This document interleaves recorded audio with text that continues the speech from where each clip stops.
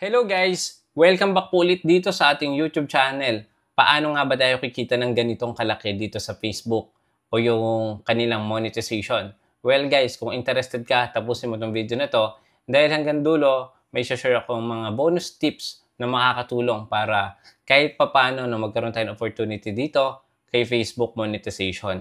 So, eto nga, kung sasabihin ko sa inyo na pwede tayong kumita ng more than million peso gamit ang ating mga short form video. Well, totoo po ito dahil nakikita nyo dito, no? Ito po ay isang patunay na pwede talaga tayong kumita ng ganyang kalaki. So makikita nyo dito yung approximate earnings from March 8 to April 4, 2025. So 1 month po iyan, no, na expected na sasahurin by 21st to 27 of the month.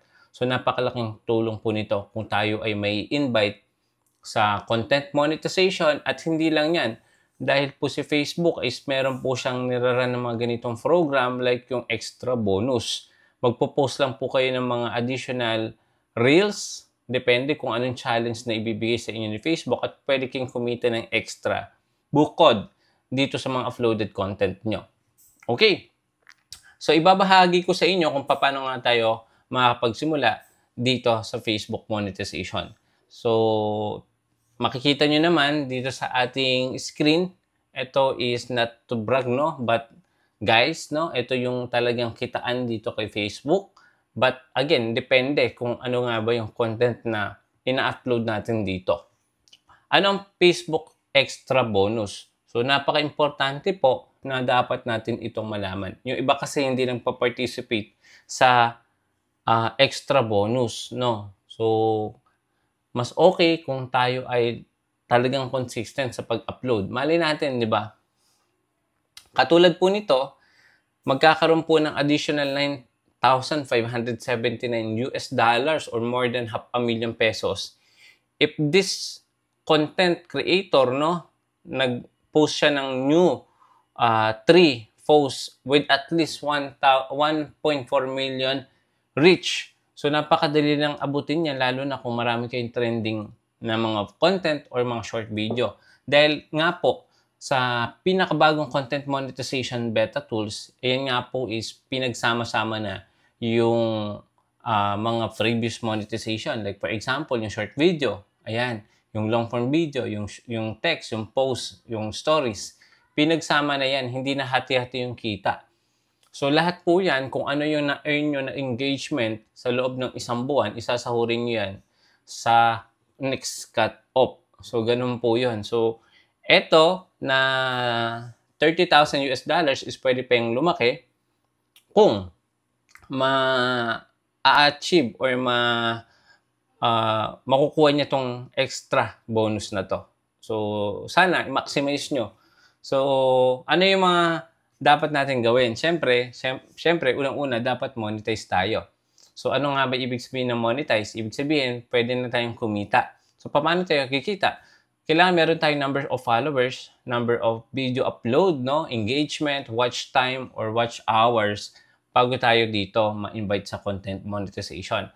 So, napaka-importante na dapat consistent po tayo sa pag-upload ng mga content or video. Dahil po, yan po yung requirements ni Facebook. Meron po tayong nakita ng mga creator, kahit konti yung followers nila, is binibigyan opportunity ngayon ni Facebook. So, kung aalamin natin, no, na meron din tayong nakita na marami ng followers pero hindi pa invited. So, ano nga ba yung dapat natin gawin? So, pwede tayo guys mag-send ng interest sa content monetization beta tools dahil pwede nga tayong ma-invite. Invite only lang po yung program na ito. But again, kahit po mahirap tayong ma-invite, so huwag tayong mawalan ng pag-asa. Mag-send pa rin tayong interest. Okay? So, number 2, syempre, kailangan natin mag-post ng engaging content or compelling content na merong siguro kung kaya nyo per day, 1 to 2 video upload. So, mas okay na yon. Isa sa umaga, isa sa gabi. 'Di ba? So, lagyan nyo rin ng mga strategy yung pag-upload nyo. Like, for example, mga ganitong klaseng content. So, pwede nyo lagyan ng mga twist, no? Lagyan nyo ng mga call to action or pwede nyo i-share sa mga groups or related groups para mas lumaki yung inyong engagement or number of followers. Again, mag-focus pa rin po tayo sa content kasi content is the king nga. So, yun po talaga yung totoo.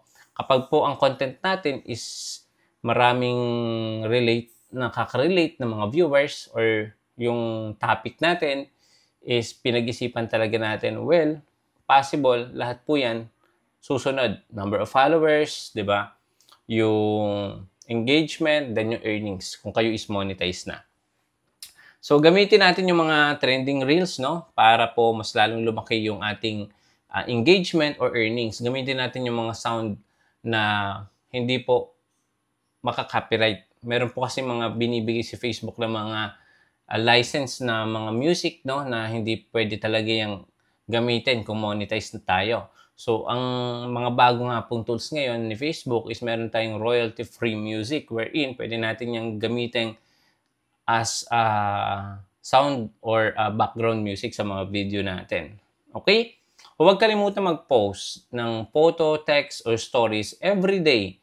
So, kumbaga, magiging routine na natin yung pagpo-post ng mga ganitong content.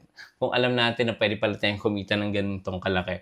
Panatilihin din dapat engagement or makipag-engage tayo sa ating mga audience or viewers. So, proper engagement. Hindi ko naman sinabi na abusuhin natin itong features ni Facebook na to, yung engagement. Meron po tayong mga count me in, yung follow to follow. But again, kahit po sila is mag-follow sa inyo, kung yung content naman natin is hindi naman sila relatable, so possible magiging cost yun ng pagbaba ng distribution ng video natin. So like for example, etong topic natin more on Facebook Reels monetization or tutorial on how to maximize your potential as a content creator dito kay Facebook. So meron tayong mga talagang followers or viewers na talagang hinihintay yung mga videos natin. So again, nasa sa inyo po yan. So, pwede kayong mamili sa mga topic like for example, entertainment, 'di ba, educational, informative, or yung mga topic na preferred mo, na sa tingin mo, maraming pwedeng mag-like or manood ng mga video ko. So dapat pag-isipan natin maigi. Okay? Ito yung mga yung mga myth, no? Na inaalala lalong-lalo na sa mga newbie.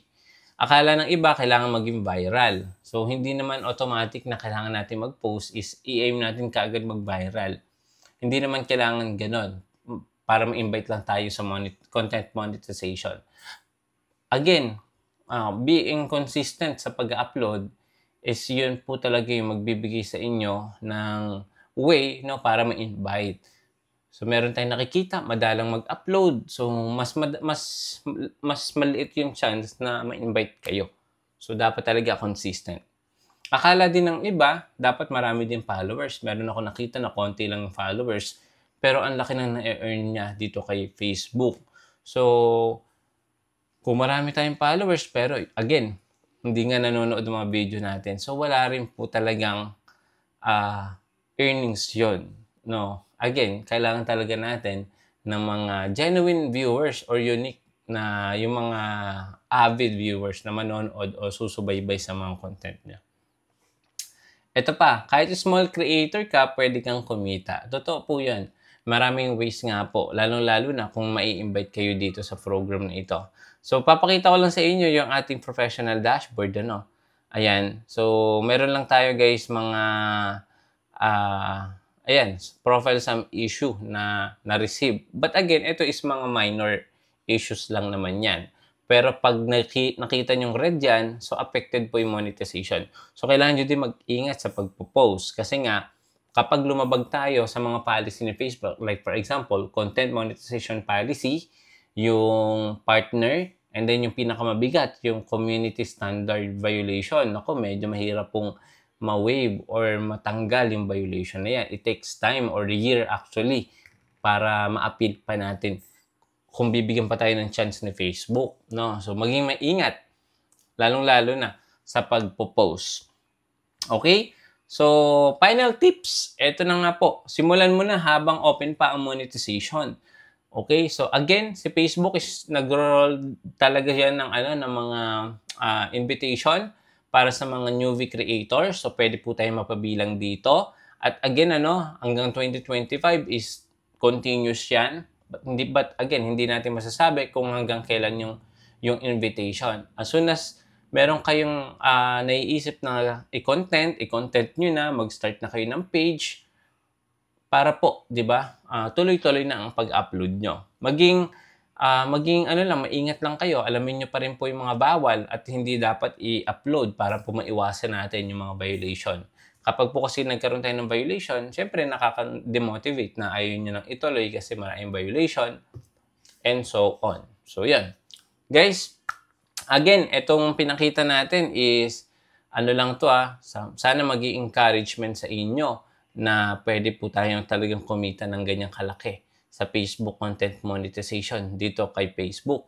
So, again, kung nagustuhan nyo to, please comment naman dyan sa may baba, bonus para sa mga susunod na video, magbibigay pa tayo ng more tips paano nga ba tayo magsisimula dito kay Facebook. Maraming salamat. See you again sa next video. Bye-bye!